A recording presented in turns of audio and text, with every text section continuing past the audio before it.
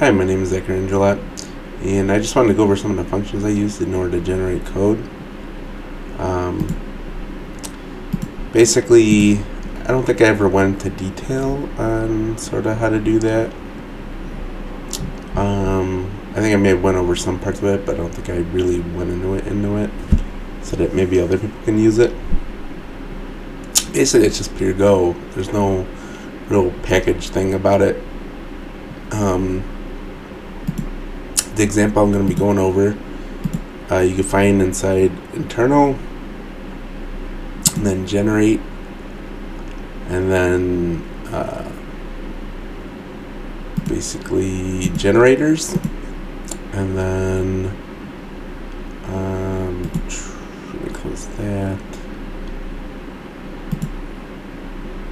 and then under generate database, really I think they're being used kind of all over the generator folders, but this is dash create table. Basically, that's what this is.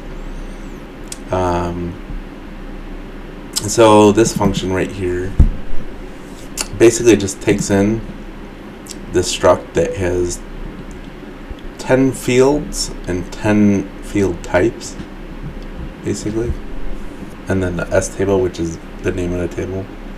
What is that doing? Basically, it's taking in these names and types that I've created here, and it basically fills it. Well, it has that data, and then it has a name which you kind of use in order to name the functions and everything. And this find text part of it, basically what it's doing is it's looking inside app.go, and it's looking for this text. And what is this text? It's create plus the name, whatever the name was.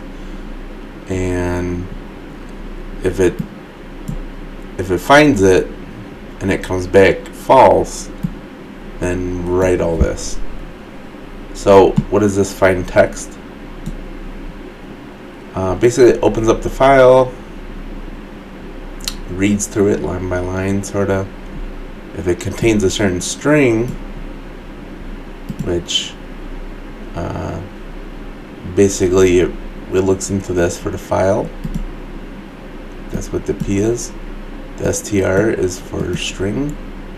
So it looks for a specific string, which is the second parameter. And if it finds it, it says found text, and then returns true.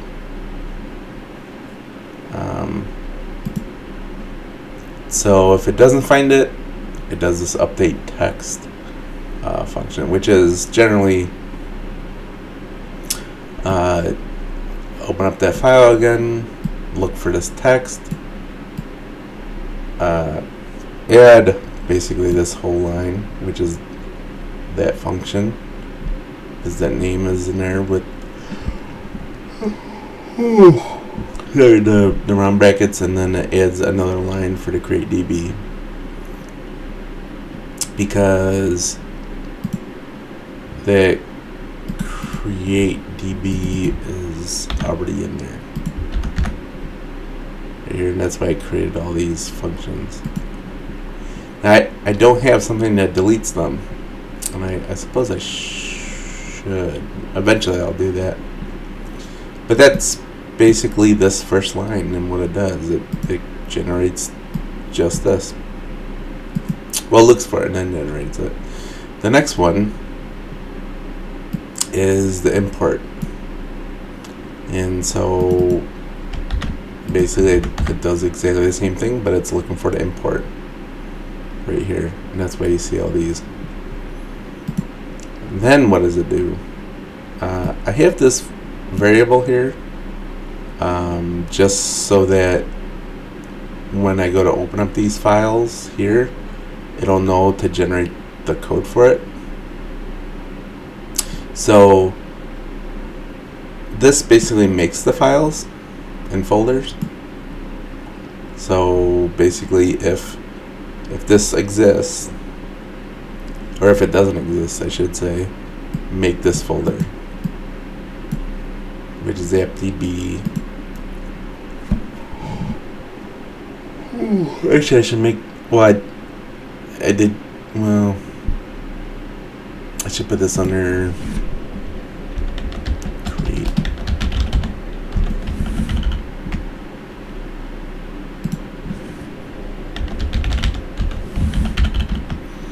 And so I'm eventually, well, basically this is just going to make a folder called create, and then it's going to create the folder and file. I keep this, which is what this is, in memory, so that later on we can generate the code into that file, because you need to write this when you create the folder file. Then we take this, which is that struct, and we go through it and separate the fields and the types and the name of the table, and we store those into D for table type field. And then I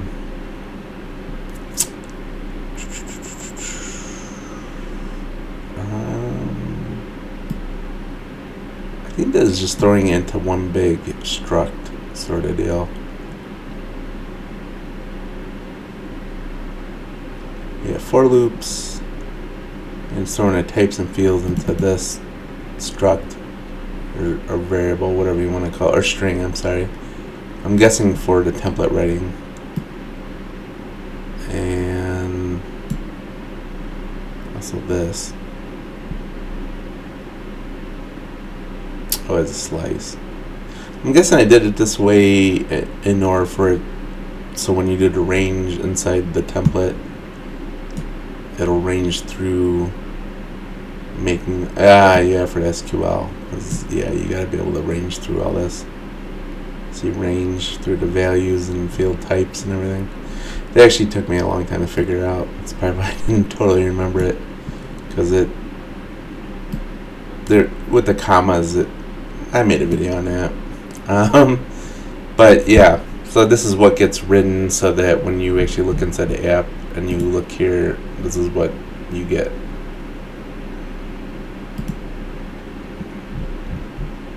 So I mean, basically just think about it in parts. Import it and call it, create the files and folders, get the data, write it to that file, which is the CT, which is when I open up the file when I made it. D is the data, because that's what you use when you write this template, the dot table and everything. That's from this D, because it's, you're storing all the slices and everything. This write template data, it just basically writes it to the file. It's not really anything special. It looks like a bunch of crazy stuff. There's also a func map function in it to iterate for that SQL, so that basically generates the SQL.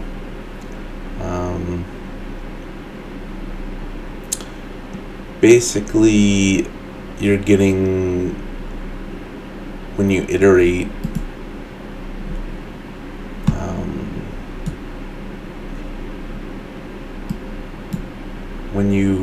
through these fields and values, there's a lot of commas and shit you have to, what was I for that?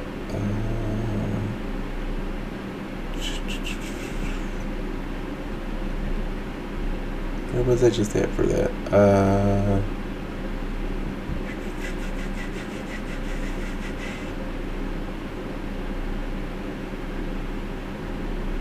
Oh yeah. Yeah, so this is a func map function, and this actually took a while to figure out, sort of. So when you have your data loaded up here with all the fields and types.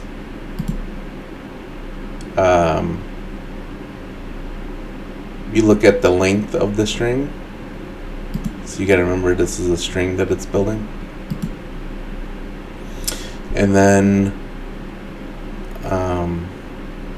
you have to look at the increment past the starting point. So if it's +1 ls items append not null, which is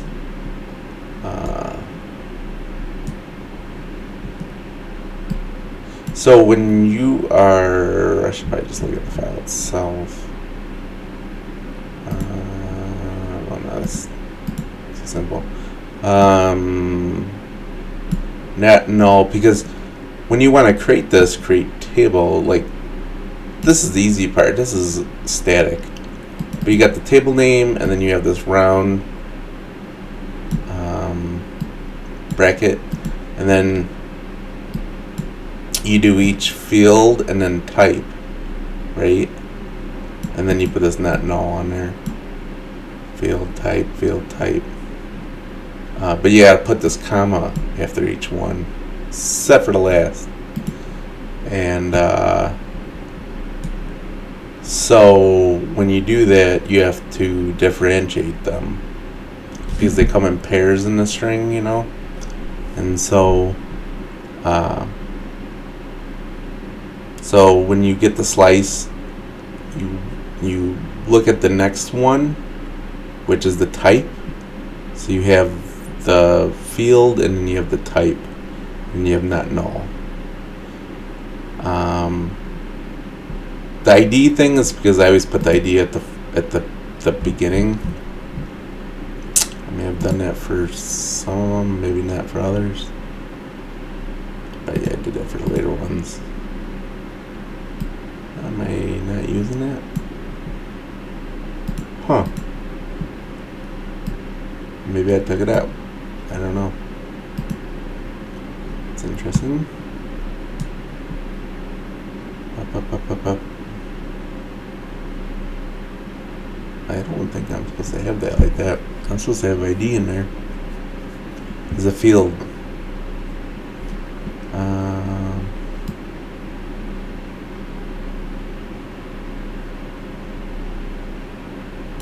But it basically builds out those fields, and then it writes it to the template right here with the func map, which allows you to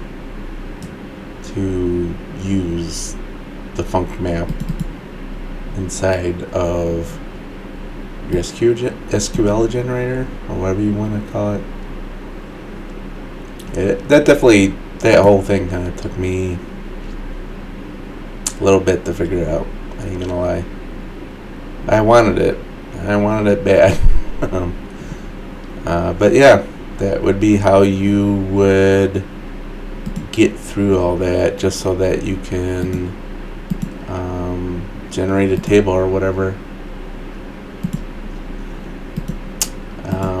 Still working on this part, still trying to think, you know, when I create these, they're going to be in the folder, which I just updated, but I don't create folder. Do I then do a git folder?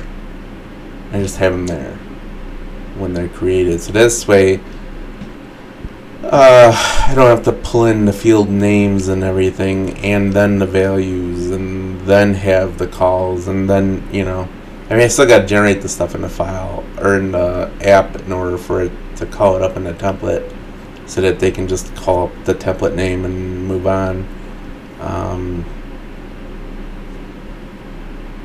Yeah, I mean, I think I might do it that way. Just do another folder called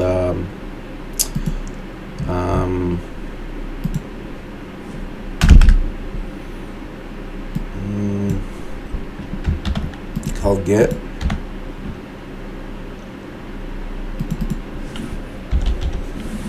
Oh, it's gotta be Git.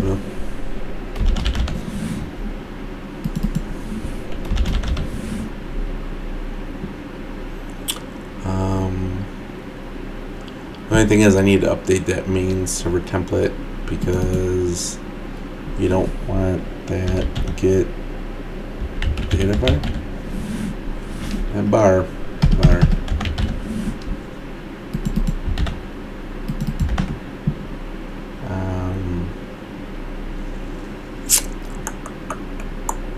So I gotta look in templates and then server, I think.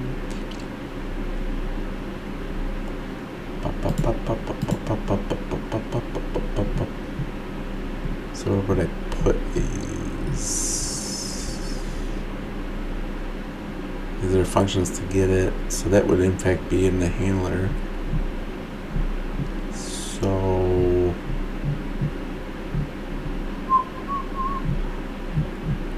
what are you, Mr. Handler?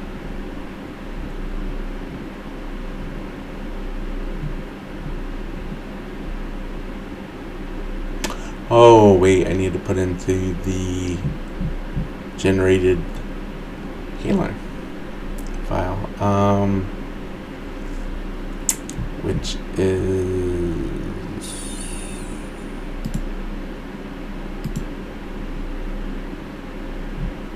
no, that's not what these are. Data. No. Yeah, I think I'm confusing the dashboard with the app. Because routes would be what you would do it in.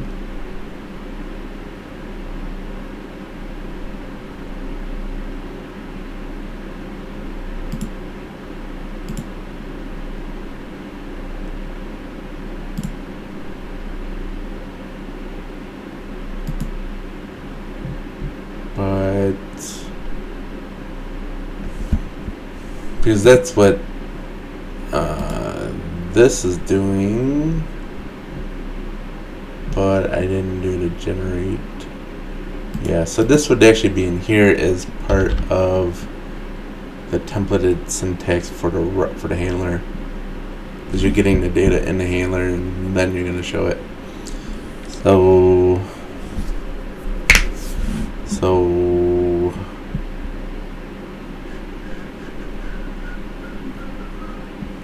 now do I put it dynamically inside of here?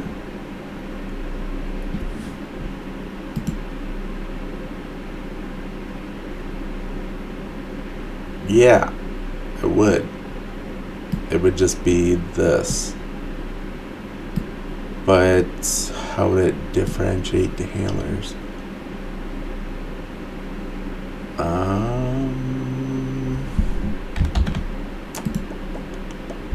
So if I just did this, it's fun, fine, dandy, but it needs to know the difference.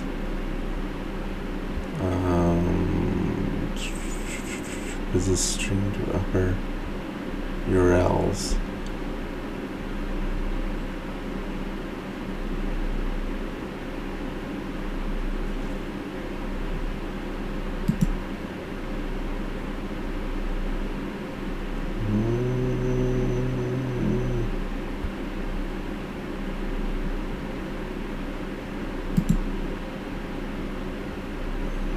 Because it writes the handler,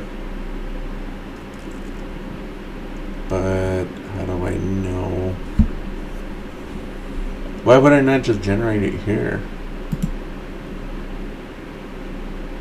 Because it says the field data.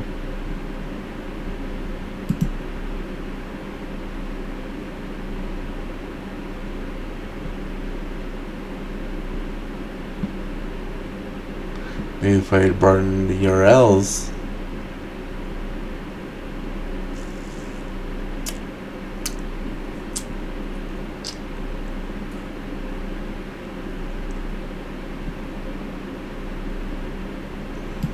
If I did.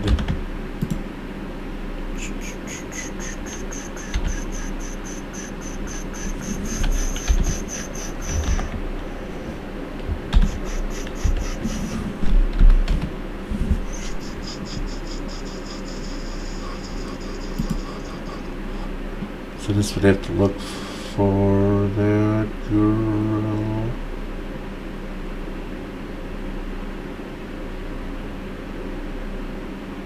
But this would be the name. How would it know the name? Wait.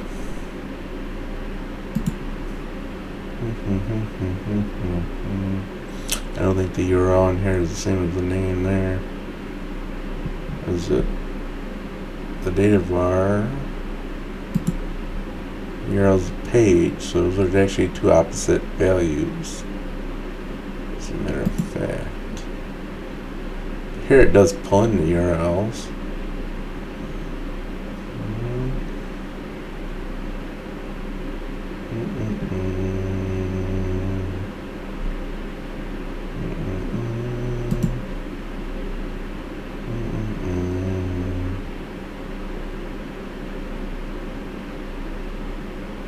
But this does not have the URLs in it. So I don't think I should be using the URLs. I should be using the data var, which is the table name.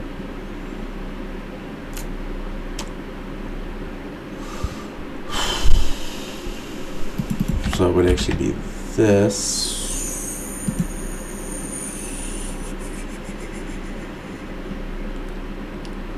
And this would be plus name. Pretty sure. And that's what it would look for.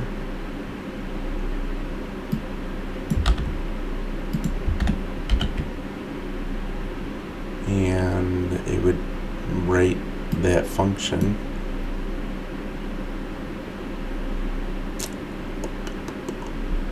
So then we have to, what's in that function?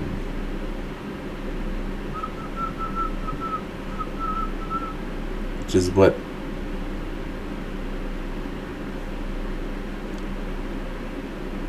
this shouldn't be URLs. It should be data var. So that when we call it,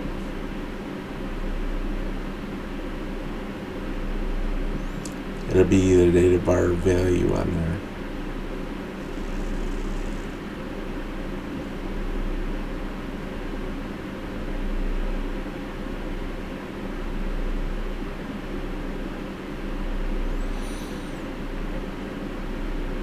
Handler.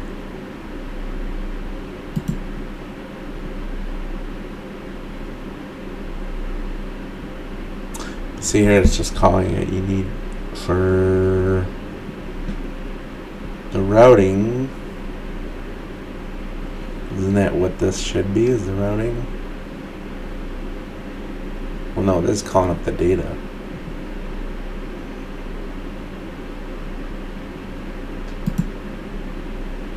This is the handler. So this is what it's writing, and this is the function to get the data. And we need to make the files to then generate, to then get, to make the call to the database, to then make, so that this function is inside the handler.